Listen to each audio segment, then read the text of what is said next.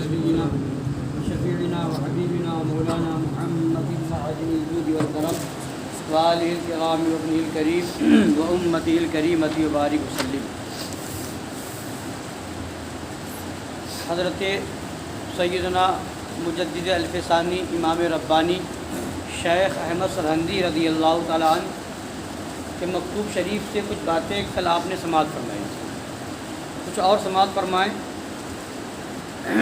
یہی حضرت مجدد الف ثانی قدس سرہ ربانی اپنے انہی خلیفہ سید شیخ فرید علیہ الرحمہ کے نام مکتوبات جلد اول کے مکتوب نمبر 193 میں صفحہ 193 پر فرماتے ہیں، ہر قدر کے اہل کفر را عزت باشد ذلت اسلام ہما قدر است، این سر رشتہ را نیک باید نگاہ داشت و اکثر مردم این سر رشتہ را گم کردہ اند واز شومیے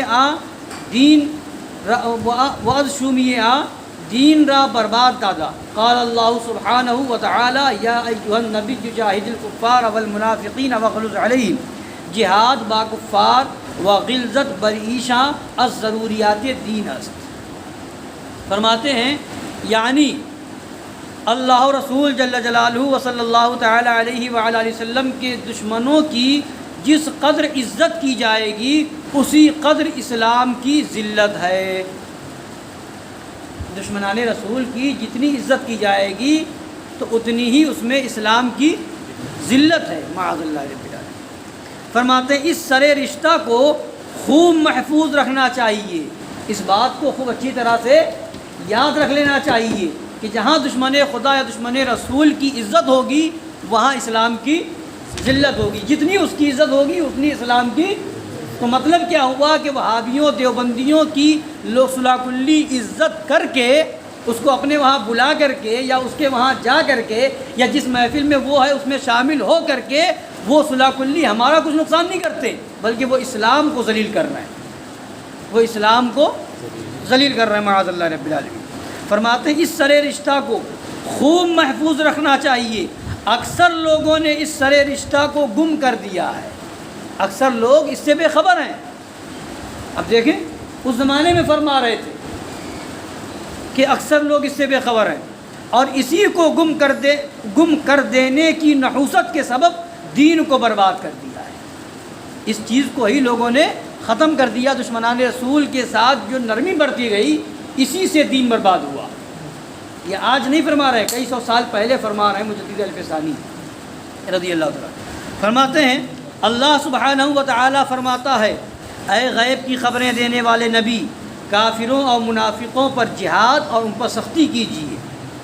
اصحاب فوج و سطوت سلاطین اسلام کو کفار کے مقابل جہاد کرنا اور مسلمانوں کو ان پر سختی کرنا ضروریات دین میں سے ہے۔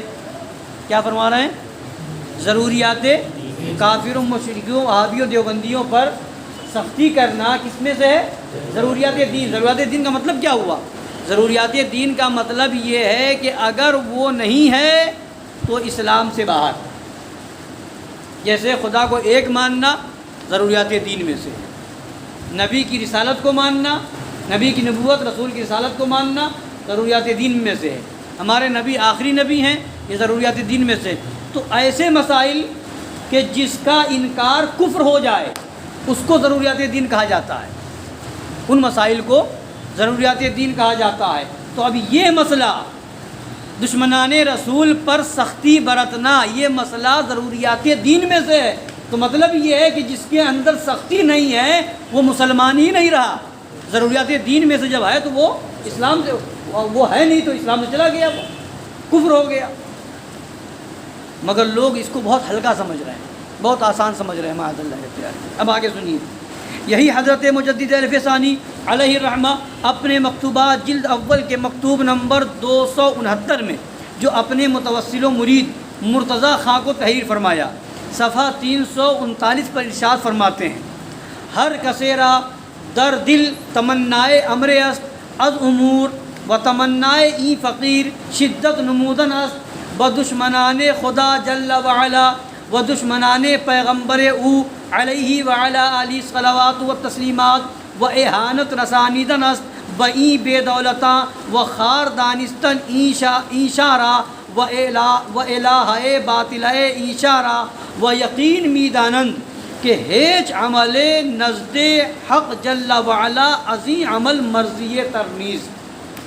فرماتے ہیں، ترجمہ سنیے، بہت پیاری بات فرماتے ہیں، ہر ایک شخص کے دل میں کسی نہ کسی بات کی آرزو ہے، ہر ایک شخص کے دل میں کوئی نہ کوئی تمنا ہوتی ہے، آرزو ہوتی ہے، اور میری دلی آرزو یہ ہے کہ اللہ رسول جل جلالہ وصلی اللہ تعالی علیہ وعلا آلہ وسلم کے دشمنوں پر سختی اور شدت کی جائے۔ یہ مجدد الفسانی فرماتے ہیں، میری آرزو تمنا یہ ہے سختی کی شدت کی جائے، اور ان بد نصیبوں کو ذلت پہنچائی جائے، اور ان کو ان کے جھوٹے معبودوں کو رسوا کیا جائے۔ فرماتے، اب آگے سنیے، فرماتے آپ یقین جانیں کہ اللہ تبارک و تعالیٰ کے نزدیک اس عمل سے زیادہ پسندیدہ کوئی اور عمل نہیں ہے۔ یہ مجدد الفسانی فرما رہے ہیں کہ اس عمل سے پسندیدہ عمل خدا کی بارگاہ میں کوئی عمل نہیں۔ نماز، روزہ، حج، زکوٰۃ، یہ ساری چیزیں اپنی جگہ پر حق ہیں، اچھی چیزیں ہیں، اچھے اعمال ہیں، مگر فرما رہے خدا کی بارگاہ میں جو سب سے پسندیدہ عمل ہے وہ یہ ہے کہ نبی کے دشمنوں پر سختی برتی جائے۔ یہی حضرت مجدد الفسانی قدس سرہ الصمدانی اپنے مکتوبات جلد اول اسی مکتوب نمبر 163 میں صفحہ 166 پر فرماتے ہیں، حق سبحانہ در کلام مجید خود اہل کفر را دشمنان پیغمبر خود فرموده است، پس اختلاط و موانست با این دشمنان خدا و رسول او از اعظم جنایات است الی آخر الکلام۔ ترجمہ سنیے، یعنی اللہ سبحانہ و تعالی نے اپنے کلام مجید میں کفر کرنے والوں کو اپنے پیغمبر صلی اللہ تعالی علیہ وآلہ وسلم کا دشمن فرمایا ہے۔ قرآن پاک میں کفر کرنے والے کو حضور کا دشمن فرمایا ہے، تو اللہ و رسول جل جلالہ و صلی اللہ تعالی علیہ وسلم کے ان دشمنوں کے ساتھ میل جول اور گھال میل سب سے بدتر گناہوں میں سے ہے۔ گناہ تو سب ہیں، شراب پینا بھی گناہ ہے، نماز چھوڑنا بھی گناہ ہے، روزہ چھوڑنا بھی گناہ ہے نا، داڑھی مڈانا بھی گناہ ہے، مگر فرماتے ہیں یہ گناہ جو ہے بد مذہبوں، بد دینوں، وہابیوں، دیوبندیوں کے ساتھ میل جول رکھنے والا گناہ سارے گناہوں سے بدتر گناہ ہے۔ ان کی صحبتوں میں بیٹھنے، ان کے ساتھ گھال میل رکھنے کا کم سے کم ضرر یہ ہے کہ شریعت مطہرہ کے حکموں کو جاری اور کفر کی رسموں کو زائل کرنے کی قدرت کمزور ہو جاتی ہے۔ ان کے ساتھ اٹھنے بیٹھنے سے کم اتنا نقصان تو ضرور ہوتا ہے کہ شریعت مطہرہ کا حکم جاری کرنے کی جو قدرت ہے وہ کمزور ہو جاتی ہے، اور کفر کی رسموں کو ختم کرنے کی جو قدرت ہے وہ کمزور ہو جاتی ہے۔